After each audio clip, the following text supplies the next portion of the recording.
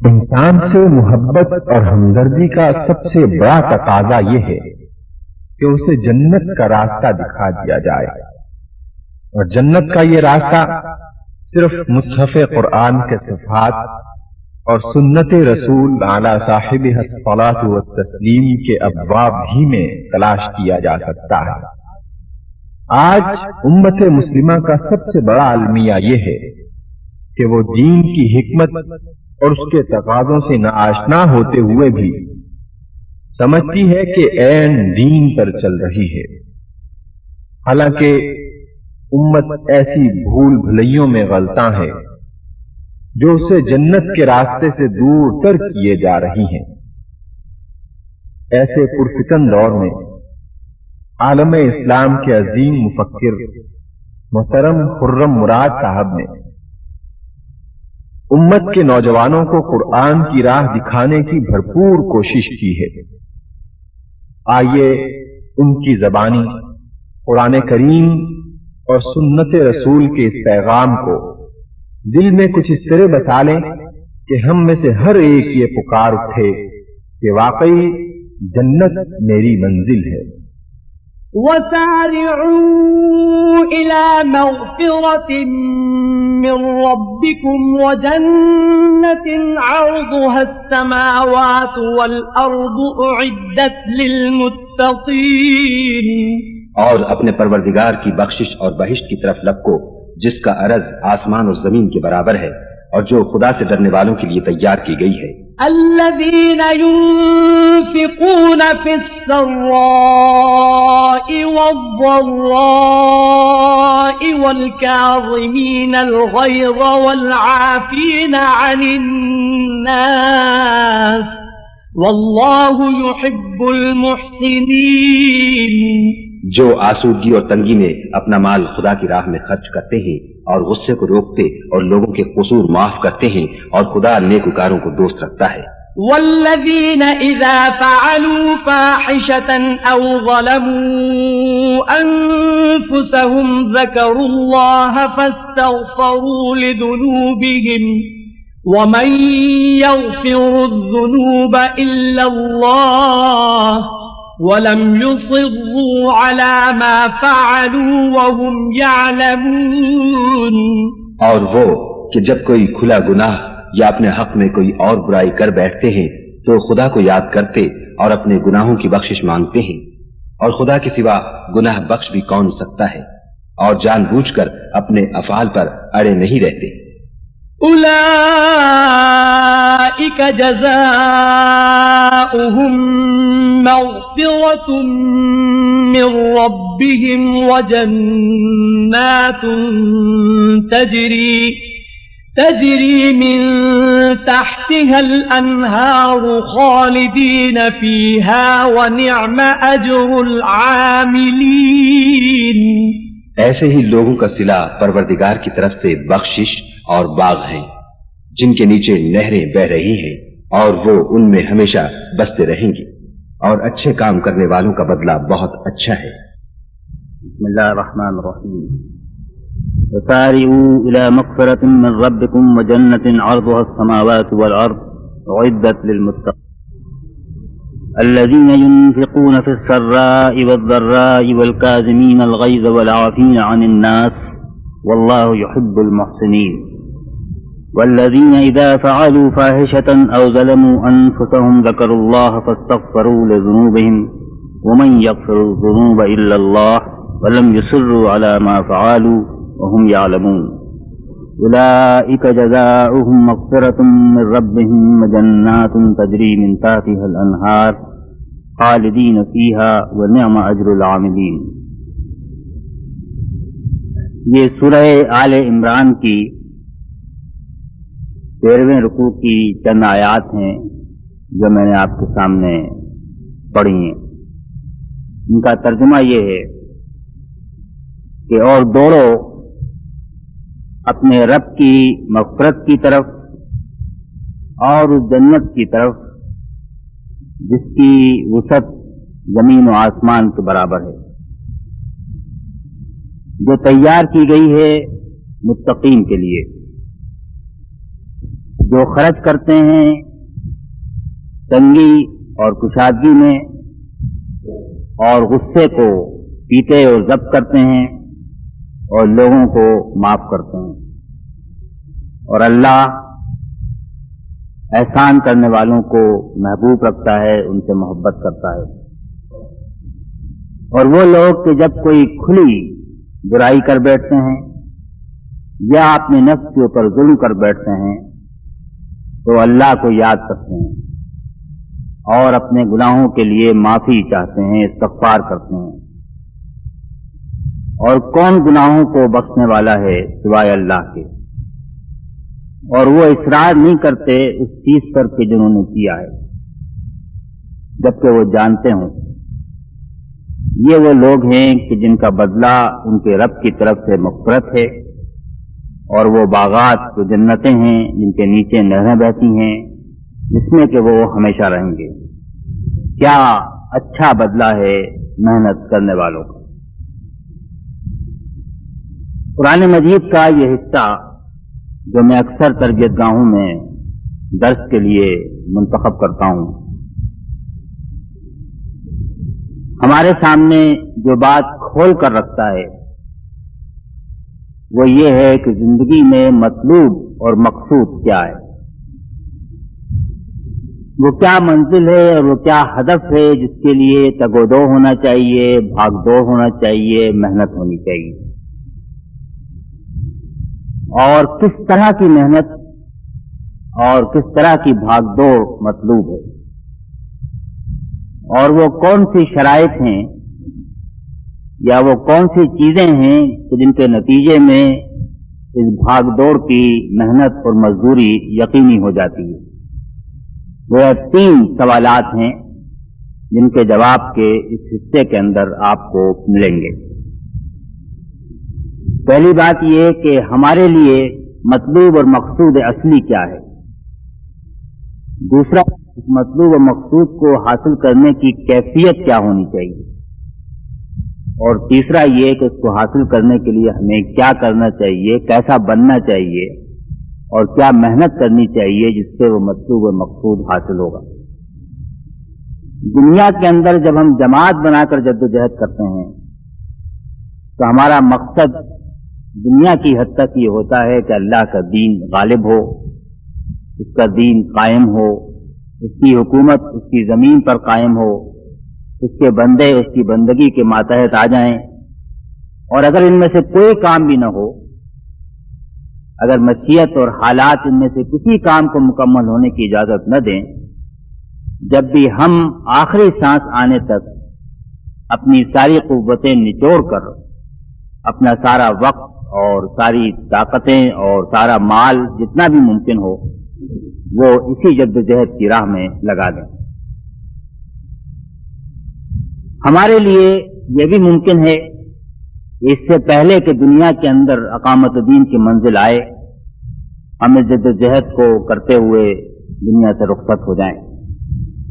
یہ بھی ممکن ہے کہ اللہ کی مشیت اور حالات کے تحت وہ منزل بہت دور ہو اور جدوجہد طویل ہو جائے، لیکن ہم میں سے ہر ایک کے لیے اس کے باوجود اپنی محنت اور اپنے عمل اور اپنی بھاگ دوڑ، اپنی جدوجہد کا ایک ہدف اور ایک مطلوب ہے، اور وہی ہے کہ جو اس آیت کے اندر واضح کیا گیا ہے، فرمایا گیا ہے کہ اور دوڑو اپنے رب کی مغفرت کی طرف اور جنت کی طرف، جس کی وسعت زمین و آسمان کے برابر ہے، زمین و آسمان پر حاوی ہے۔ صحیح ترجمہ یہ ہے جس کا عرض آسمان و زمین ہے۔ یہاں پر یہ بات اللہ تعالیٰ نے ہم کو ایک دعوت کے طور پہ فرمائی ہے، اور یہی دراصل وہ مطلوب ہے۔ مطلوب ہے وہ جنت جس کا وعدہ کہ اللہ تعالیٰ نے اپنے ان بندوں سے کیا ہے جو اس کی بندگی اختیار کریں اور اس کی بندگی کی راہ میں اپنی پوری زندگی دیں اور اس کے دین کو قائم کرنے کے لیے جدوجہد کریں۔ یہ بات بالکل قرآن مجید سے بھی واضح اور صاف ہے، اور نبی کریم صلی اللہ علیہ وسلم نے اپنے اصحاب کرام سے جو مختلف اوقات میں ان کو ہدایات دی، ان کو نصیحتیں کی، ان سے بیعت کی، ان سے بات چیت کی، اس سے بھی یہ بات واضح ہے کہ بحیثیت فرد کے یہی وہ مطلوب ہے کہ جس کے لیے آدمی کو جدوجہد کرنا چاہیے۔ مطلوب اصلی تو اللہ تعالیٰ کی رضا اور اس کی خوشنودی ہے، لیکن اللہ تعالیٰ کی رضا اور خوشنودی آخرت میں جنت کی صورت میں، جنت کے انعام کی صورت میں اپنے ان بندوں کے لیے تیار کی گئی ہے کہ جو اس کی راہ میں چلیں، اس کی بندگی کریں اور اس راہ میں جدوجہد کریں۔ بہت مشہور واقعہ بیعت عقبہ کا ہے کہ جس میں مدینے سے 72 افراد حاضر ہوئے اور انہوں نے نبی کریم صلی اللہ علیہ وسلم کے ہاتھ پر بیعت کی اور آپ کو مدینے تشریف لے چلنے کی دعوت دی۔ جب یہ بیعت مکمل ہو گئی تو انصار میں سے ایک صاحب کھڑے ہوئے اور انہوں نے کہا کہ تم کو معلوم ہے کہ تم کس چیز پر بیعت کر رہے ہو؟ اس کے نتیجے میں تمہارے افراد قتل ہوں گے، تمہاری عورتیں لونڈی بنائی جائیں گی، بیوہ بن سکتی ہیں، تمہارے بچے یتیم ہوں گے، تمہارے اموال لٹیں گے، اور کیا تم اس سب کے لیے تیار ہو؟ تو انصار نے کہا کہ ہاں، ہم اس میں سے ہر قربانی دینے کے لیے تیار ہیں۔ جب یہ بیعت مکمل ہو گئی اور اس میں آپ دیکھ رہے ہیں کہ انصار نے اپنا سب کچھ اللہ کی راہ میں جہاد کے لیے، نبی کے ساتھ اپنے عہد کو وفا کرنے کے لیے اور نبی کے ساتھ ساتھ چلنے میں سب کچھ قربان کر دینے کے لیے معاہدہ اور عہد کر لیا تھا۔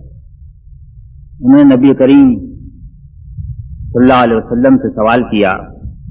کہ اگر ہم یہ سب کچھ کر گزریں گے اس کے بدلے میں ہمیں کیا ملے؟ اور آپ کا جواب صرف ایک لفظ تھا، جنت۔ اگر تم یہ سب کچھ کرو گے تو اس کے بدلے میں اللہ تعالیٰ تم کو جنت کے انعام سے سرفراز فرمائے۔ اسی کی طلب تھی اور اسی کی جستجو تھی اور اسی کی چاہت اور خواہش تھی کہ جو صحابہ کرام کے دل میں رچ بس گئی تھی، اور اسی کا کچھ حصہ ہمارے آپ کے دلوں کے اندر بھی اگر پیدا ہوگا تو ہم صحیح معنوں میں دین کے لیے جدوجہد بھی کر سکیں گے اور اللہ تعالیٰ کے نام کے مستحق بھی ہو سکیں گے۔ جنت ان کے لیے کوئی ایسی چیز نہیں رہی تھی کہ جس کا ذکر وہ کتابوں میں پڑھیں یا وعظ میں سنیں یا قرآن میں پڑھ کر گزر جائیں، بلکہ آخرت اور آخرت میں جنت کا انعام ان کے لیے ایک زندہ حقیقت کی حیثیت رکھتا تھا۔ اگرچہ انہوں نے اس کو آنکھوں سے نہیں دیکھا تھا اور ہم نے بھی نہیں دیکھا، اور مطالبہ ایمان بالغیب کا ہے، لیکن یہ جنت ہمارے لیے جب تک اسی کے نزدیک نہیں پہنچ جائے گی جس طرح کے دیکھی ہوئی حقیقتیں اور دیکھی ہوئی لذتیں اور دیکھی ہوئی چاہتیں اور دنیا کی دیکھی ہوئی اور آنکھوں سے دیکھی ہوئی اور محسوس کی ہوئی نعمتیں ہیں، اس وقت تک صحیح معنوں میں ہم اللہ کی بندگی کے تقاضے پوری طرح ادا نہیں کر سکیں گے۔ اللہ تعالیٰ نے خود قرآن مجید میں یہ بیان فرمایا کہ وہ نبی جو تم کو اللہ کی بندگی کی دعوت دے رہا ہے اور اس کے نتیجے میں جنت کی بشارت دے رہا ہے اور اس سے اعراض کی صورت میں جہنم کی وعید سنا رہا ہے، یہ نبی خود جنت الماوا سے ہو کر آیا ہے، اس کو دیکھ کر آیا ہے۔ یہ واقعہ بھی سیر اور حدیث کی کتابوں کے اندر ہے کہ ایک دفعہ بہت طویل آپ نے وعظ کیا اور پھر آپ نے ممبر پہ سے اپنا ہاتھ آگے بڑھایا اور پھر پیچھے ہٹا لیا۔ بعد میں صحابہ نے سوال کیا کہ یہ آپ نے کیا کیا تھا؟ تو آپ نے فرمایا کہ جنت کے خوشے میری نگاہوں کے سامنے تھے اور میں نے چاہا کہ ان کو توڑ کر تمہیں دکھا دوں، لیکن یہ اس دنیا کے اندر ایسا ہونا ممکن نہیں۔ یہ جنت جب ان کے لیے حقیقی بن گئی تو اسی کی خاطر وہ اس بات کے لیے خوشی خوشی تیار ہوتے تھے کہ دنیا کی ہر چیز کو قربان کرتے ہیں۔ کتابوں میں پڑھے جانے والی چیز نہ تھی، بلکہ ان کو اس کی خوشبو پہاڑوں کے پیچھے سے آتی تھی۔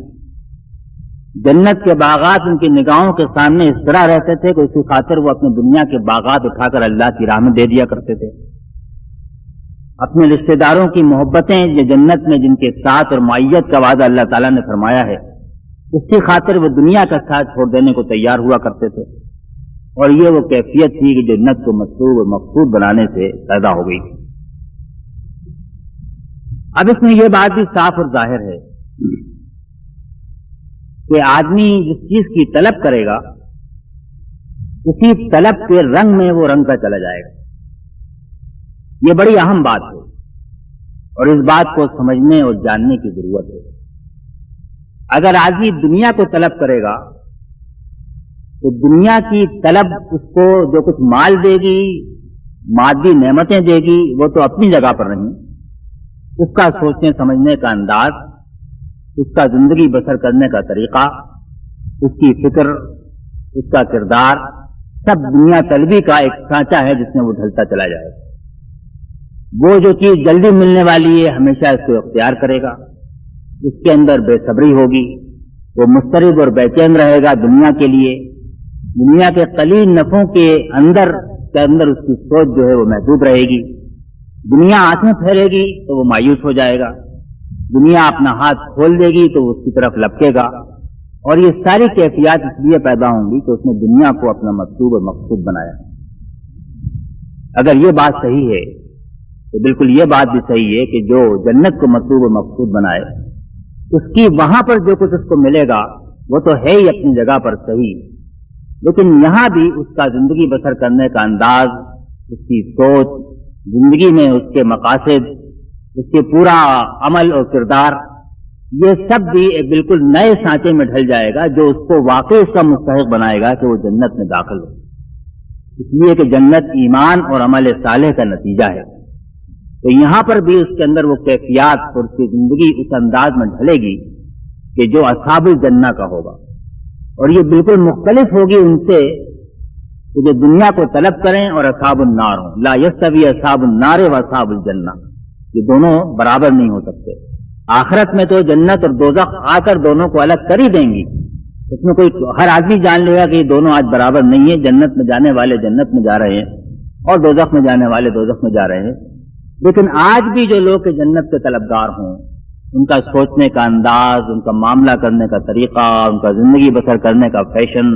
ان کی پوری ہر چیز، کردار، عمل بالکل مختلف ہوگی ان سے جو جنت کو طلب کرنے والے نہ ہوں۔ تفصیل میں جانے کا موقع نہیں ہے، تھوڑے سے پہلو ہیں اللہ تعالیٰ نے جنت کی تصویر کھینچی ہے، اس کو سامنے رکھ کر آپ خود ان کو اخذ کر سکتے ہیں۔ خود ہی آگے فرمایا گیا ہے کہ خالدین فیہا، جنت میں آدمی ہمیشہ رہے گا، خلود اور دوام کا وعدہ ہے، اور جنت کی ہر نعمت کے لیے خلود اور دوام کا وعدہ ہے۔ اس کے سائے جو ہیں وہ بھی ہمیشہ کے لیے ہیں، اکلھا دائم وذلھا، اس کے پھل جو ہیں وہ بھی ہمیشہ باقی رہنے والے ہیں، اور اس کی بقا کے لیے انتظامات بھی ہیں۔ وہ سدا بہار ہرا اور سبزر رہنے والی جگہ ہے، اس کے لیے پانی کی نہریں بہا دی گئی ہیں تاکہ خشکسالی کا، سرسبزی کے جانے کا کوئی خدشہ نہ ہو۔ یہ خلود دراصل بالکل متضاد ہے دنیا کی عارضی حیثیت سے۔ دنیا میں ہر چیز چھننے والی ہے، جانے والی ہے، ختم ہونے والی ہے، اور آخرت میں ہر چیز جو دنیا کی ہے، نعمتیں ہیں اور عذاب بھی، یہ ہمیشہ باقی رہنے والی ہے۔ اس کے معنی یہ ہوئے کہ اگر جنت ایمان اور عمل صالح کا نتیجہ ہے تو کم سے کم آخری سانس آنے تک اس ایمان کو بھی اتنا ہی سرسبز اور شاداب اور سدا بہار رہنا چاہیے جس طرح کے جنت سرسبز اور شاداب اور سدا بہار ہے۔ یہ نہیں کہ آج مایوسی کی آندھی چلی اور اولے پڑے اور ایمان جو ہے وہ سر پڑ گیا اور غائب ہو گیا۔ یہ نہیں ہوا کہ آج مشکلات اور رکاوٹیں آئیں اور ایمان کا دامن ہاتھ سے چھوٹ گیا۔ یہ نہیں کہ لوگوں نے راستہ روکا اور عمل صالح کے راستے سے ہٹ گئے، بلکہ جس طریقے سے غلطیاں ہوں گی، لغزشیں بھی ہوں گی، خطائیں بھی ہوں گی، ابھی ان کا ذکر بھی آ رہا ہے، میں آپ کے سامنے وضاحت کروں گا۔ لیکن یہ کہ جو آدمی جنت کا طلبگار ہو وہ آخری سانس آنے تک اسی جنت کی خاطر اپنے ایمان کو تر و تازہ رکھے گا، اس کا ایمان تر و تازہ رہے گا، اس لیے کہ جس نے دنیا میں کسی کو مقصود بنایا ہو، یہاں تک کہ میں یوں کہوں گا اگر میری بات کو آپ غلط نہ سمجھیں تو جس نے مقصود اصلی دنیا میں اسلامی ریاست کے قیام کو بھی بنایا ہو وہ بھی کسی مرحلے پر تھک ہار کے بیٹھ جائے گا۔ لیکن جس نے مقصود اصلی اللہ کی رضا اور اس کی جو جنت اس کی صورت ہے اس کو بنایا ہو، تو پھر وہ آدمی آخری سانس آنے تک ہمیشہ تر و تازہ اور تازہ دم رہے گا. اور اگر یہاں اس کا ایمان تر و تازہ رہے گا اور تازہ دم رہے گا تو پھر وہاں پر وہ اس جنت کا مستحق ہوگا کہ جو ہمیشہ رہنے والی ہے اور ہمیشہ شاداب ہے. تو یہاں کے چند برسوں میں مسلسل ایمان پر جمع رہنے کے نتیجے میں آپ جانیں گے کہ آخرت میں آپ کے لیے پھر لامتناہی قرنہا قرن تک ہمیشہ کے لیے ایک سرسبز و شاداب انعام ہے کہ جو آپ کے لیے محفوظ ہے. پھر اسی طریقے سے یہ عمل صالح دراصل وہی چیز ہے. قرآن میں بھی بار بار کہا گیا ہے، احادیث کے اندر بہت ساری تمثیلات ہیں، شب معراج کی ہیں اور بہت ساری تمثیلات ہیں اور بہت ساری احادیث ہیں جن سے یہ معلوم ہوتا ہے کہ دراصل یہ عمل صالح ہے کہ جس کے نتیجے میں جس کی صورت میں جنت ظہور پذیر ہوگی. مثلا آپ نے کہا کہ یہ تسبیحات اور یہ ذکر جو ہے یہ جنت کے میوے ہیں، اور بہت ساری برائیوں بھلائیوں کی تمثیل آپ نے اسی طرح بیان فرمائی. میں یہ نہیں کہہ رہا کہ جنت حقیقت نہیں ہے اور یہ صرف ایک وعدہ اور مثال ہے، بلکہ میں یہ کہہ رہا ہوں کہ یہاں پر جو آپ کے عمل صالح ہے اسی کے نتیجے میں اسی کا ظہور جو ہے وہ جنت میں ہوگا. بعض علماء نے یہ لکھا ہے کہ جو جنت میں ذکر کیا گیا ہے نہروں کا اور درخت کا، تو اللہ تعالیٰ نے ایمان کی مثال تو قرآن میں بھی درخت سے دی ہے کہ شجرۃ طیبۃ اصلھا ثابت وفرعھا فی السماء.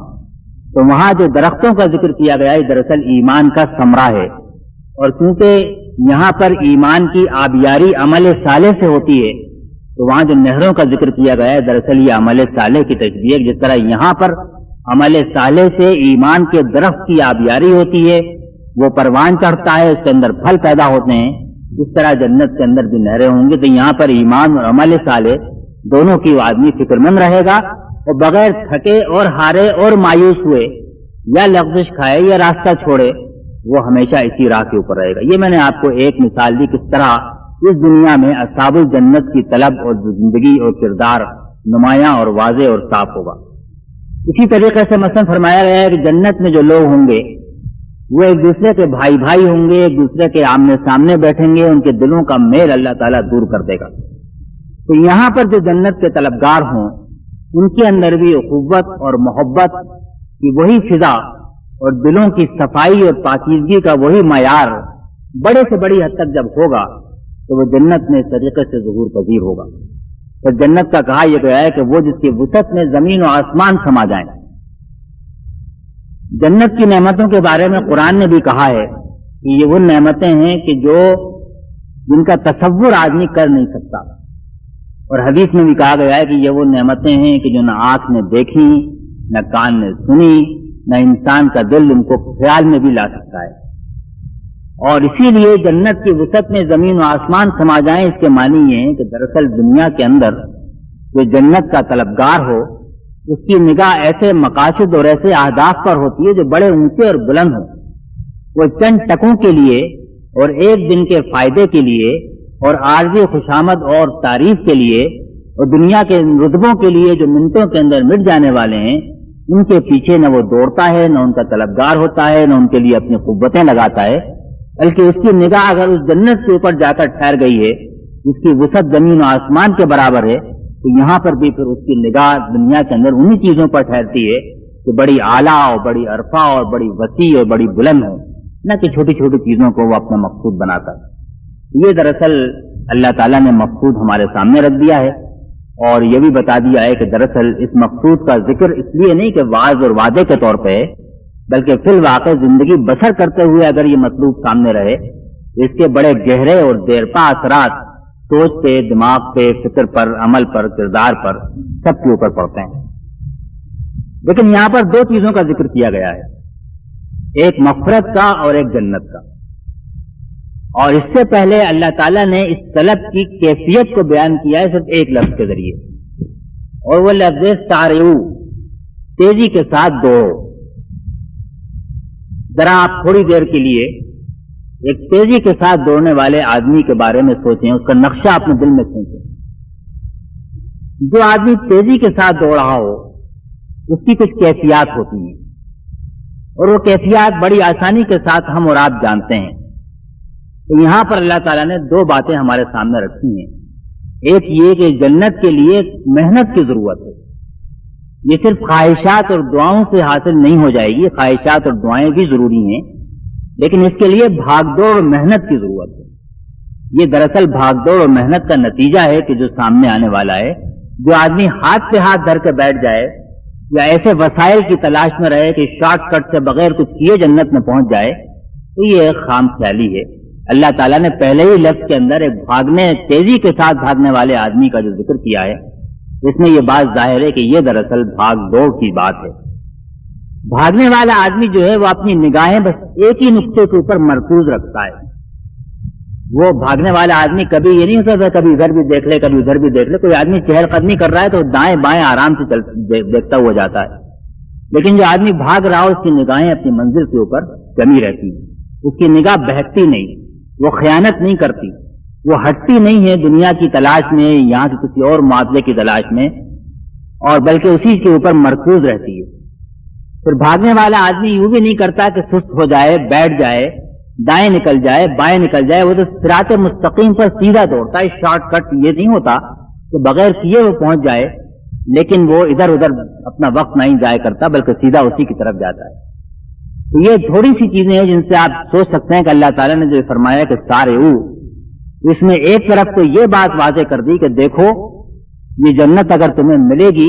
تو تگ و دو اور بھاگ دو اور محنت کے نتیجے میں ملے گی،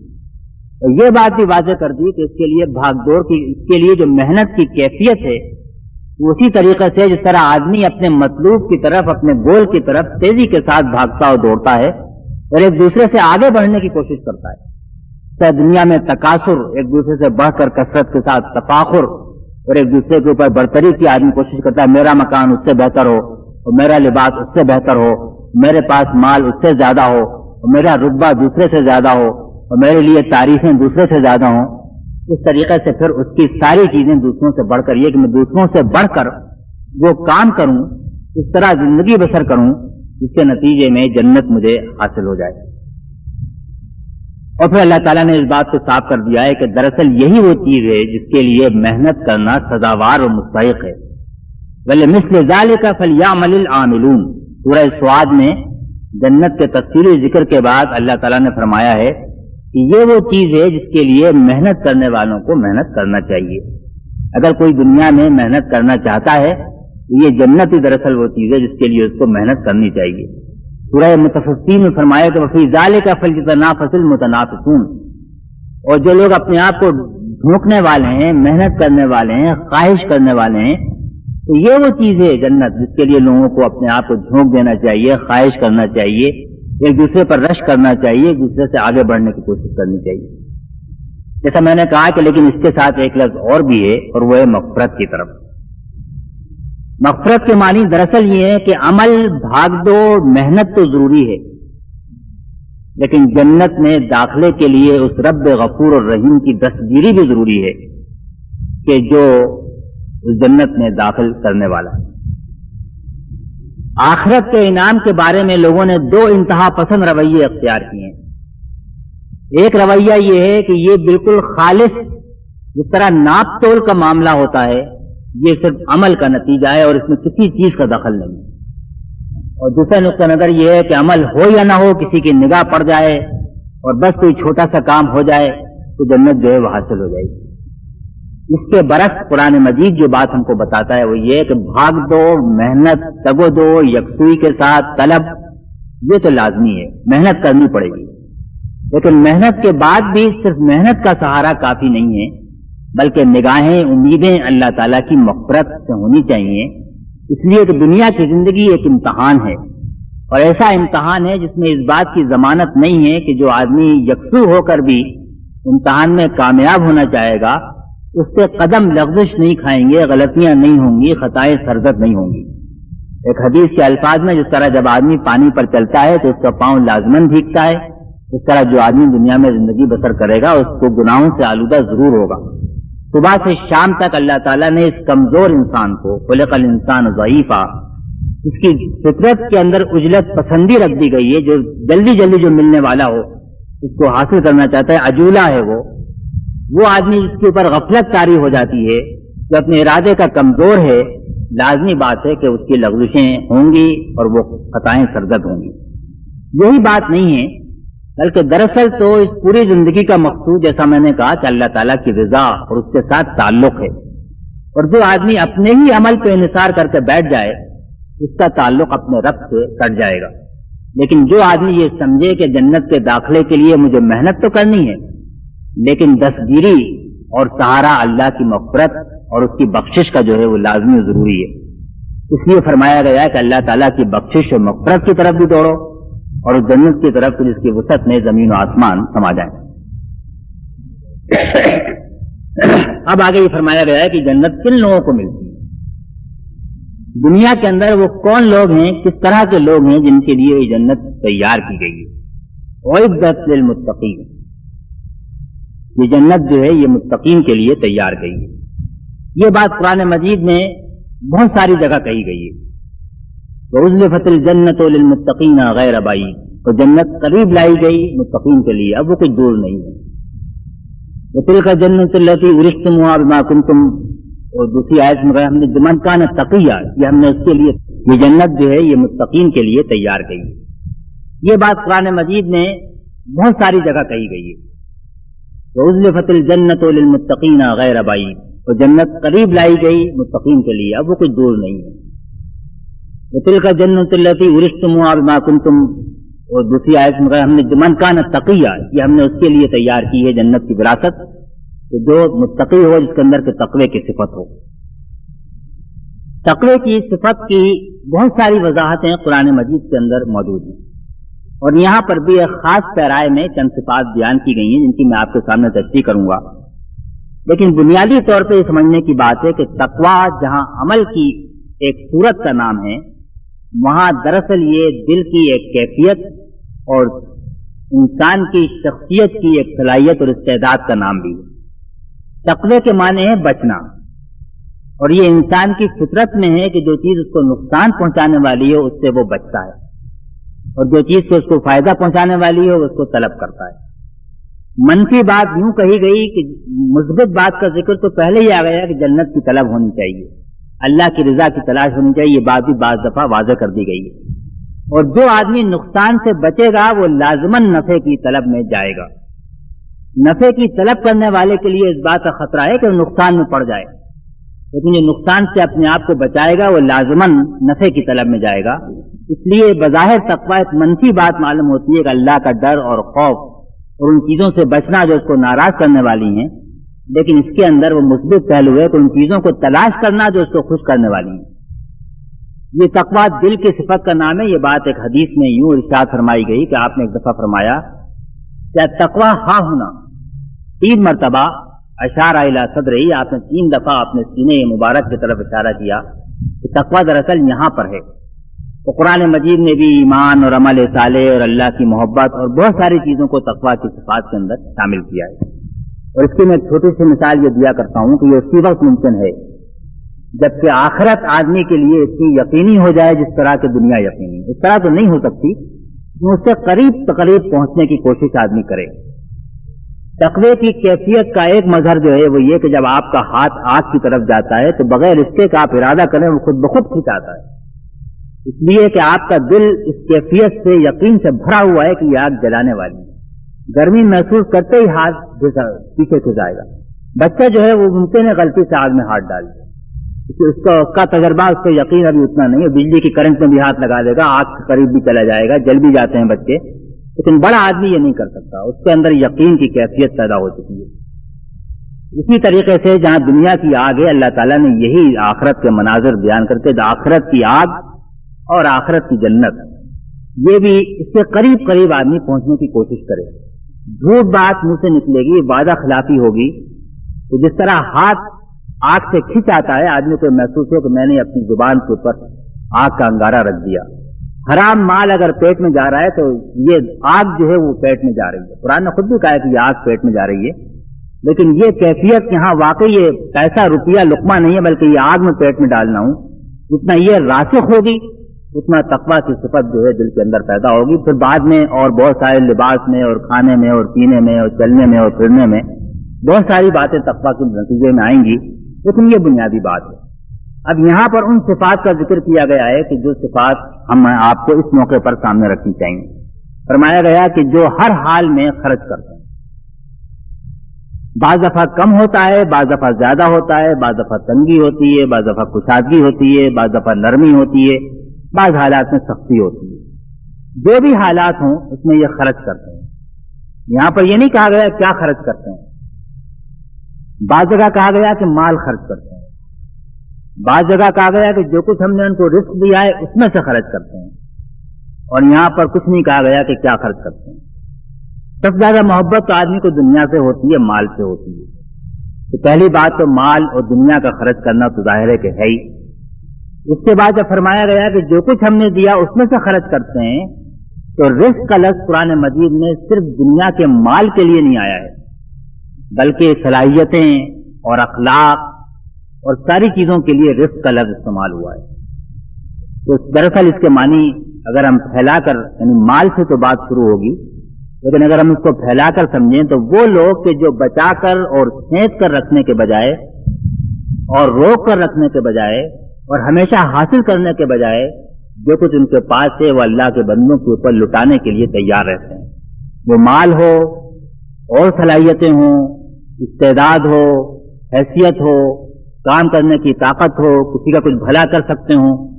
ہر وقت وہ اللہ تعالیٰ کے مخلوق کے اوپر دینے، ان کو دینے کی کیفیت فکر میں رہتے ہیں، نہ کہ لینے کی فکر میں. جو آدمی یہاں دینے کی فکر میں رہے وہ مطمئن ہو جائے کہ آخرت میں وہ اللہ تعالیٰ سے سب کچھ لینے کی پوزیشن میں ہوگا، اور جو آدمی یہاں پر لینے کی فکر میں رہے تو آخرت میں اس کو دینا ہی دینا پڑے گا، وہاں اس کو لینے کے لیے کچھ نہیں ملے گا. یہ بالکل صاف فارمولہ ہے.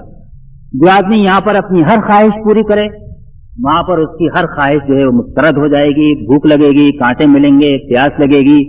گرم پانی ملے گا، سونے کو دل چاہے گا، آگ کا بستر ملے گا. اور جو آدمی یہاں پر اپنی خواہشات سے رک جائے گا، لہم ما یشاؤون، ان کے لیے وہاں ہر وہ چیز ملے گی جو وہ خواہش کرے، ولدینا مزید، اور اس سے زیادہ بھی ملے گا. دراصل یہ بالکل بنیادی صفت ہے کہ آدمی دنیا کے اندر رہے تو خرچ کرنے، دینے، سخاوت کے ساتھ، فیاضی کے ساتھ اپنے آپ کو لٹانے اور مٹانے کی کیفیت اس کے اندر ہو. اسی کا پھر ایک پہلو یہ ہے کہ انسانوں کے ساتھ مل کر جب آدمی تعلق بسر کرے تو پھر یہاں پر اگرچہ منفی بات کہی گئی ہے لیکن اخوت اور محبت تو اپنی جگہ پر مسلم ہے، لیکن ان تعلقات کو صحیح اخوت اور محبت کی بنیادوں پر قائم رکھنے کے لیے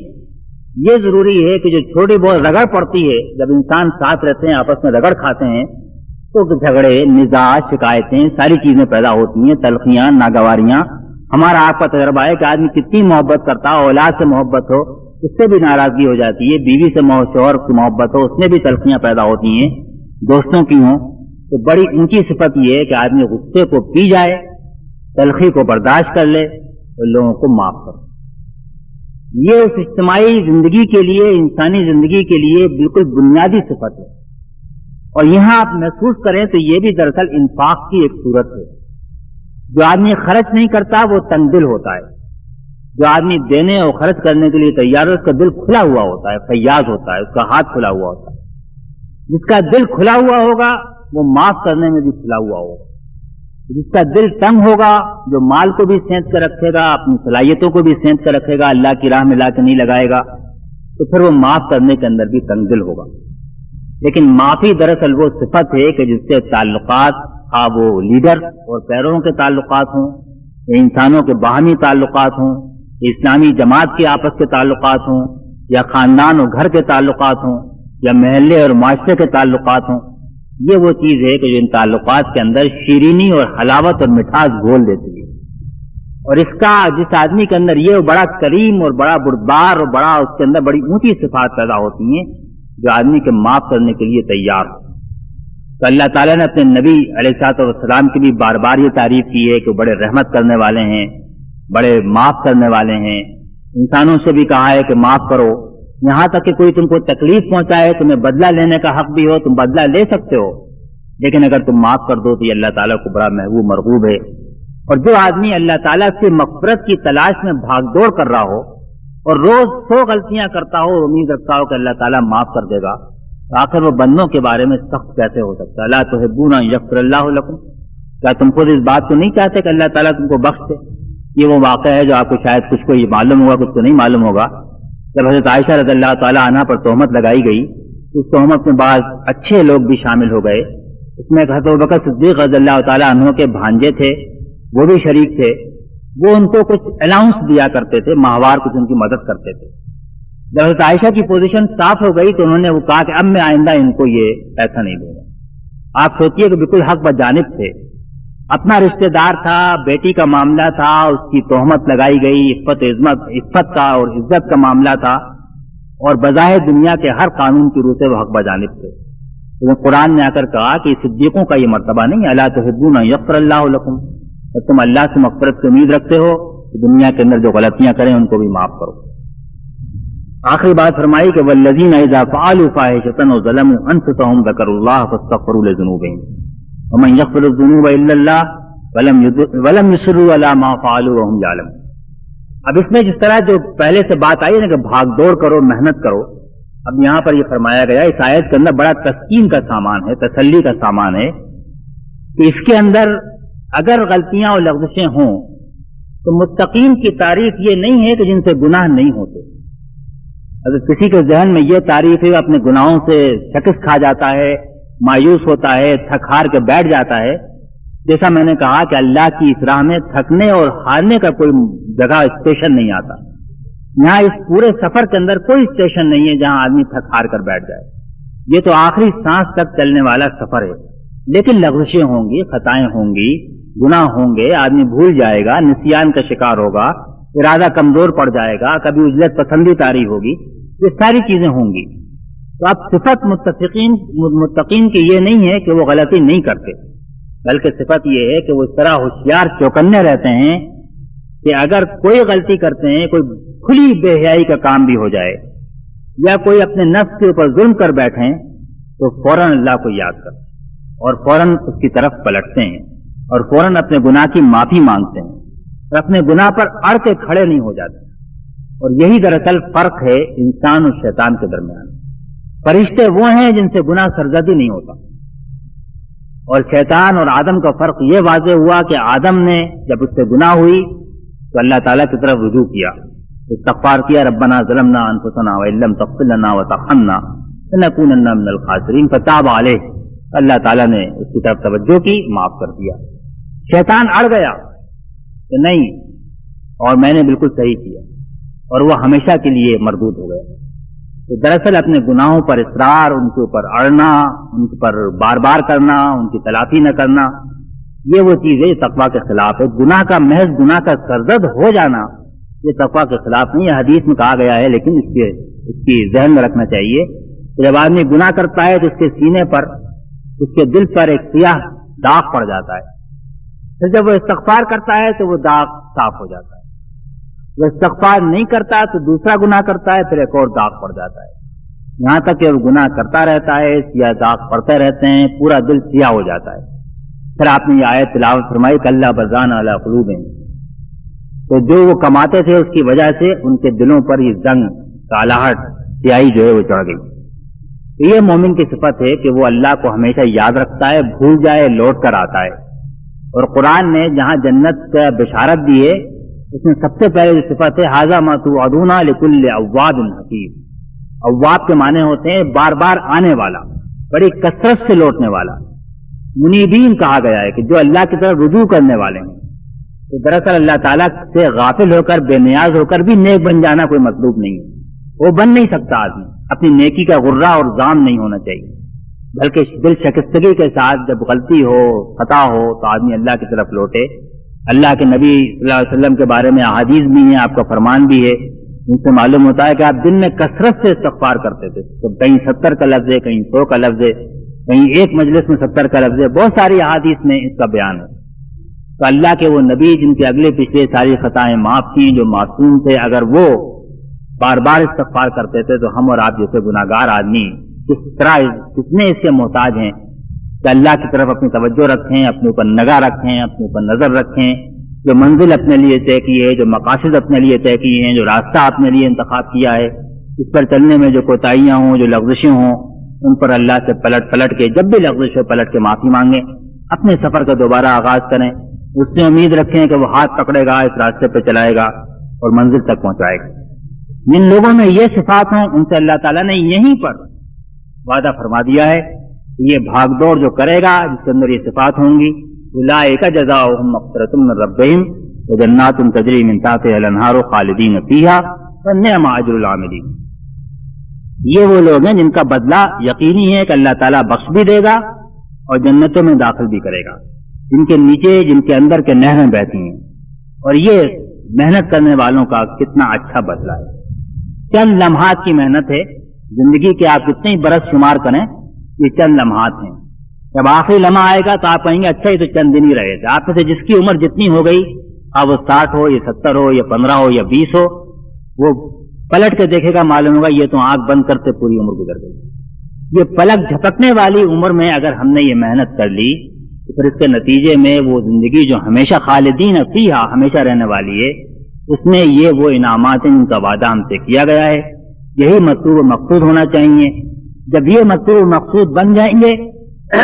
تو پھر ہم اللہ تعالیٰ کی راہ میں جہاد اور اس کی راہ میں کوشش اور اقامت دین کی جدوجہد یہ صحیح پیمانے پر صحیح معیار سے کر سکیں گے۔ اور جنت کے لیے اللہ تعالیٰ نے جو بھاگ دوڑ ضروری کی ہے اسی کی تعبیر جو ہے وہ جہاد ہے۔ اور جہاد کے لیے اسی صورت کے آخر میں اللہ تعالیٰ نے بالکل صاف وعدہ کیا ہے کہ جو لوگ میری راہ میں اپنے گھروں سے نکالے جائیں، تکلیفیں دی جائیں، جو لڑیں مارے جائیں، لَأُدْخِلَنَّهُمْ جَنَّاتٍ تَجْرِي مِن تَحْتِهَا الْأَنْهَارُ، ان کو میں لازماً ان جنتوں میں داخل کروں گا جن کے نیچے کے نہریں بہتی ہیں۔ یہ پورا راستہ منزل صاف ہے، مقصود صاف ہے، مطلوب واضح ہے۔ اس کے لیے آج جو کچھ کرنا ہے وہ بھی بیان کر دیا گیا ہے، اور کل جو کچھ ملنے والا ہے اس کا وعدہ بھی یقینی ہے۔ اب یہ ہماری کوتاہی ہوگی، بدقسمتی ہوگی اگر ہم بیٹھ جائیں اس کو حاصل نہ کریں۔ اگر کوئی آپ سے یہ کہے کہ آج دن بھر محنت کر لو، کل تمہارے گاؤں تحصیل میں تمہارے لیے ایک عالیشان محل تیار ہوگا، تمہارے لیے ایک بینک بیلنس ہوگا، تمہیں دنیا کی ساری نعمتیں مہیا ہوں گی، تو آپ دن بھر اس فکر کے، اگر یہ وعدے پہ آپ کو یقین ہوگا تو آپ دن بھر اسی کے لیے کام کریں گے، اسی کو محنت کریں گے، اسی فکر میں رہیں گے کہ کل صبح جب میں گاؤں واپس لوٹوں گا تو یہ سب کچھ میرے لیے تیار ہوگا۔ تو یہ گاؤں واپس لوٹنا تو خیر تحصیل واپس جانا، اپنے ضلع میں واپس جانا، یہ تو روز ہی ہوگا، لیکن یہ سفر بھی آج یا کل صبح ہی پیش آ سکتا ہے۔ اگر آپ تیاری شروع کر دیں گے، ممکن ہے چند دن کی تیاری ہو، ممکن ہے چند سال کی ہو، بس اس سے زیادہ نہیں ہوگی، لیکن تیاری کرنا، محنت کرنا یہ ضروری ہے۔ اس سے اللہ تعالیٰ کے وعدے موجود ہیں۔ میری دعا ہے کہ اللہ تعالیٰ مجھے بھی اور آپ کو بھی اس راہ پہ چلنے کی توفیق عطا فرمائے۔ وآخر دعوانا ان الحمدللہ رب العالمین۔